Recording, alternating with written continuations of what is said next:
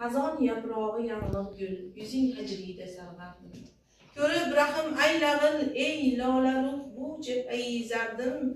Sen ey gul, qo'ymading sarkashligingni, sarifdek hargiz.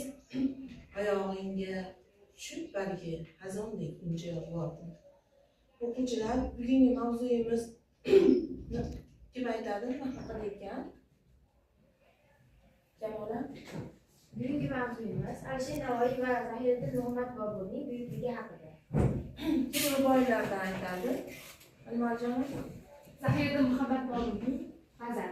Tole yo'qki jonimga baloliq bo'ldi, har ishniki ayladim xatolik bo'ldi. O'z yerini qo'yib hind sori yuzlandim, yoram netayim yuz qaroriq bo'ldi. Ana ijtimoiy tarmoqlarda, kelajak sahobalarida o'sayotgan mavzularimiz yodga borilyapti, ha? Bugun sizlar uchun tarixiy vaqtda tashlaymiz.